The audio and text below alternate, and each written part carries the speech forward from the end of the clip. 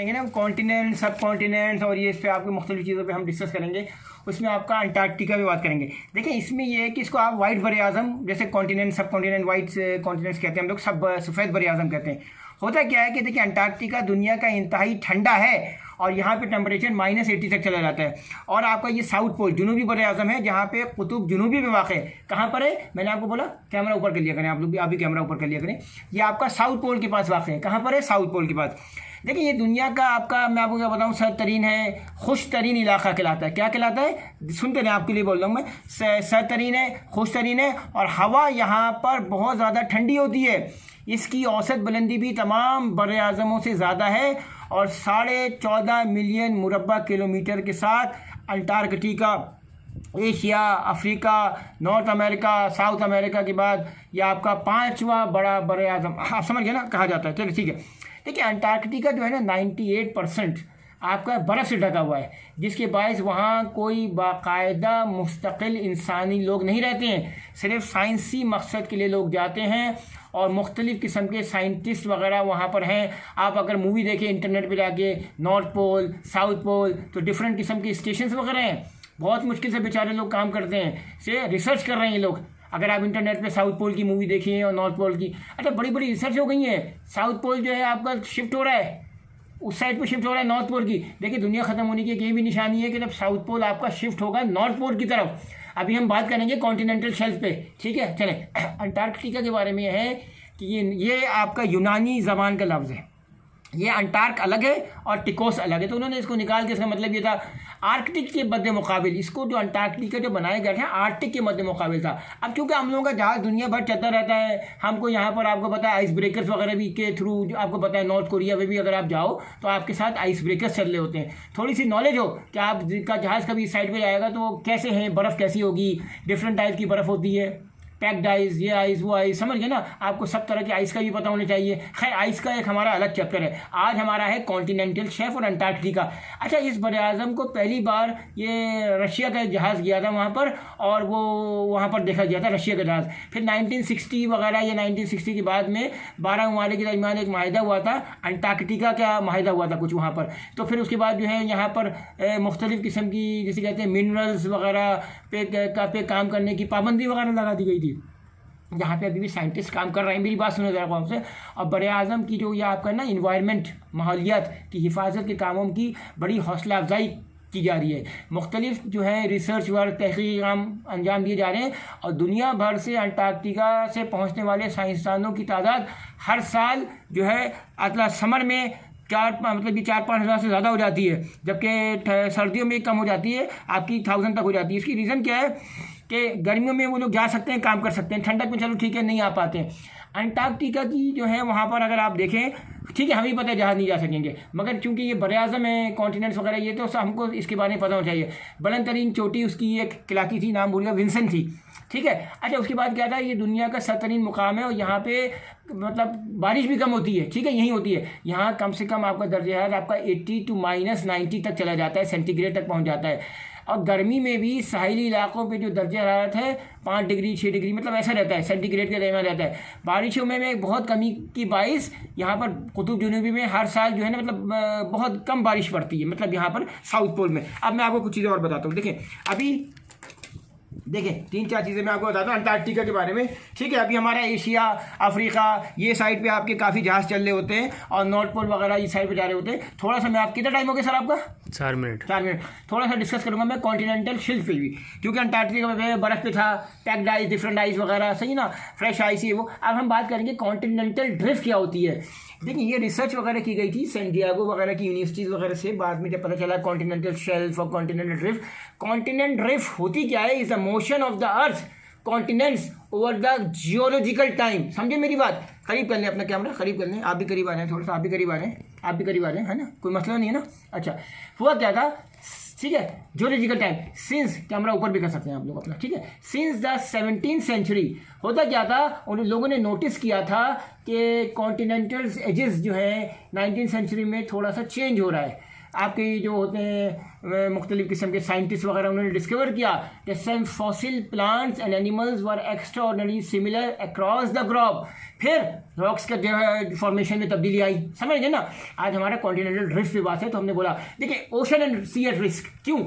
क्योंकि भाई देखिए अंटार्कटिका हो गया या ओपन नॉर्थ वगैरह पे ये सब जो है समंदर ocean and seas at risk इसलिए हो रहा है कि वहाँ का पानी पिघल रहा है। जब वहाँ का पानी पिघल रहा है तो क्या होगा, समंदर की सतह बनन होनी शुरू हो रही है। और ये बता रहा हूँ ये हो रहा है, तो समंदर की सतह जैसे साउथ पोल शिफ्ट हो रहा है नॉर्थ की तरफ, दुनिया खत्म होने की निशानी है। तो ये भी एक है कि जब अंटार्कटिका की जगह पानी सब साइड का ठंडी जगह का पिघलेगा तो बाकी समंदर की सतह बुलंद होगी। सो नॉर्मल हालात। अब आ जाए कराची पे, पाकिस्तान में ये बहुत से ऐसे इलाके जो कि समंदर जहाँ पर ऊपर है तो सतह मजीद ऊपर चली जाएगी, और कभी अगर वहाँ पर बारिश या मानसून या तुगयानी आई तो पानी अंदर तक आ सकता है। मिसाल के तौर पर वहाँ के क्लोजेस्ट इलाके क्लिफ्टन, डिफेंस, वो सब पहले मतलब पानी की जद में आएंगे। तो मतलब मैं आपको सिर्फ एक चीज़ ये बता रहा था, ये सब चीज़ें होती हैं, आपको ख्याल रखना चाहिए, क्योंकि ocean and seas at risk ये भी हो रहा है दुनिया में इस वक्त, ठीक है। अब हो क्या रहा है, to account for these similarities different geologist जो है उन्होंने प्रोपोज किया कि डिफरेंट थ्योरी, क्या थ्योरी किया, continental drift was not accepted when first propose but in 1960s become a corner stone of the theory of global platonic tectonics. ये कहलाई गई थी, क्योंकि देखें अर्थक्वेक्स भी आ रहे हैं, ये सब चीज़ें भी हो रही हैं, एनवायरमेंटल चेंजेस हो रही हैं, ठीक है ना, ग्रीन हाउस इफेक्ट्स हो रहे हैं, तो ये सब चीज़ों का और ओजोन लेयर डिप्लेशन बढ़ रहा है। Continental drift is now explained as a consequence of moving plates, ठीक है। कैमरा ऊपर कर लें आप लोग तो क्या, अच्छा है, आप भी ऊपर कर लीजिए सर, आप भी ऊपर कर लीजिए, आप भी ऊपर कर लीजिए। हाँ, अब वो कह रहा है continental drift is a fundamental natural cause of global change.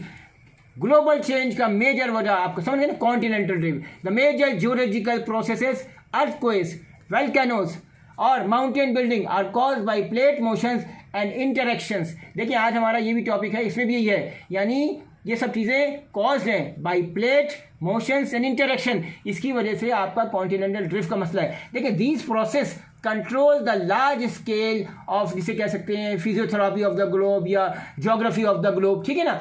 And with this distribution या डिस्टर्बेंस से होता क्या है, in additions many unnatural things open हो रही हैं। मैनी देख सबर करें अभी, आप सबर करें, मुझे बात करने से पहले आपसे सबर करें भैया।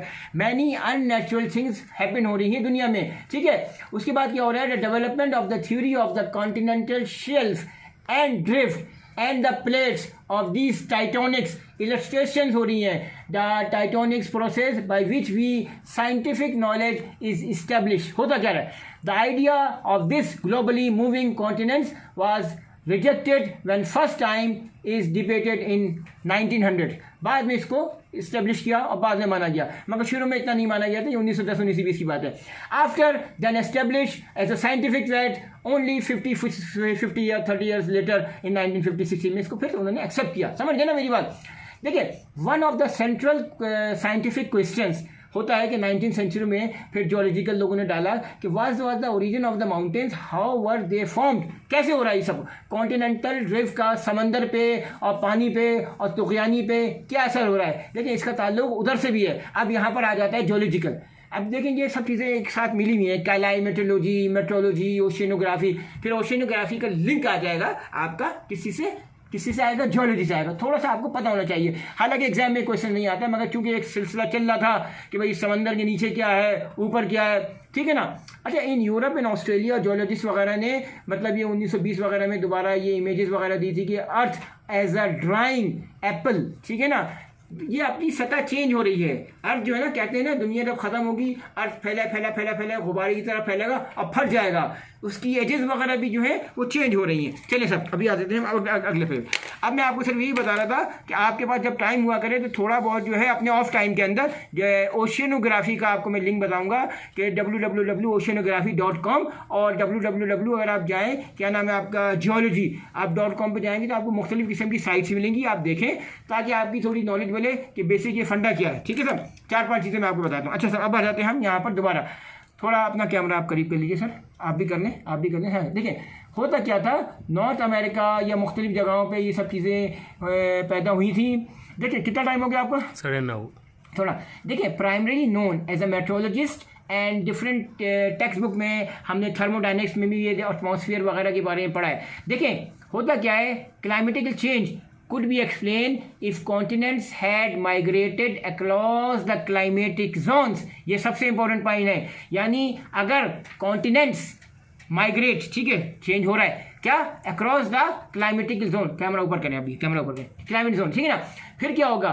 देखिए मैं आपको बताता हूँ कि इन द नॉर्थ अमेरिका वगैरह में जब ये सब बातें हुई थी तो डिफरेंट किस्म की थ्योरी पैदा की गई थी और जियोलॉजिकल सोसाइटी इन सब लोगों ने मुख्तलिफ बातें की थी। However they folded and uplift into the mountains, ठीक है ना।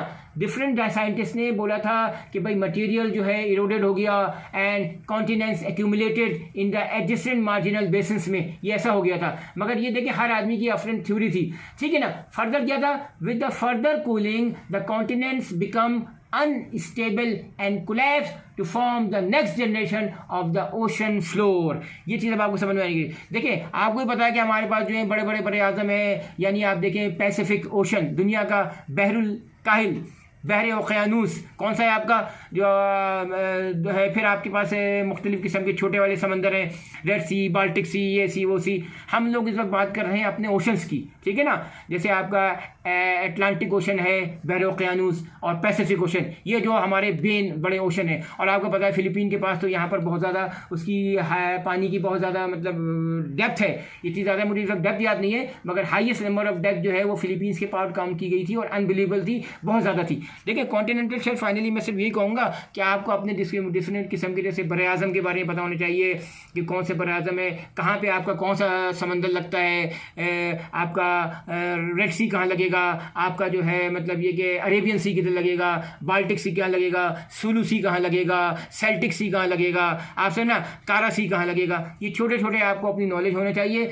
कॉन्टिनेंटल ड्रिफ्ट है, ठीक है, बेशक ये जियोलॉजी का चैप्टर है, ओशिनोग्राफी भी एक जियोलॉजी का चैप्टर है, मगर फाइनली देखें आपको मेंटली तौर पे मकसद बताने गया था कि चूंकि मैंने स्टार्ट किया था वाइड बरे आज़म से, दुनिया में सतह समंदर बुलंद हो रही है, सतह समंदर चूंकि बुलंद हो रही है, उससे नुकसान क्या हो रहा है, उससे नुकसान ये अभी नहीं पता चलेगा, अचानक पता चलेगा कि जब समंदर जो है ना ऊपर की साइड पे आएगा और बाकी जगह पर ये होगा। देखिए आपको पता है दुनिया खत्म होने की निशानी पे लोगों ने पूछा था कि सब ये कैसे पॉसिबल है। नहीं देखिए मैं आपको बताता हूँ, देखिए आपको एक प्रैक्टिकल बताता हूँ। हम लोगों का पानी जो होता है ना H2O से होता है। कैसे बनता है पानी? H2O से होता है। देखिए H&2 कहते हैं एक ऐसी रेजोनेंस पैदा होगी जब दुनिया ख़त्म होगी तो H अलग हो जाएगा और H2 अलग और O अलग हो जाएगा। होगा क्या, जब ये H2O अलग हो जाएगा तो जाहिर सी बात है H एक धमाका होगा, आग लगेगी। तो पानी में आग लग सकती है और इसका प्रैक्टिकल प्रूफ है।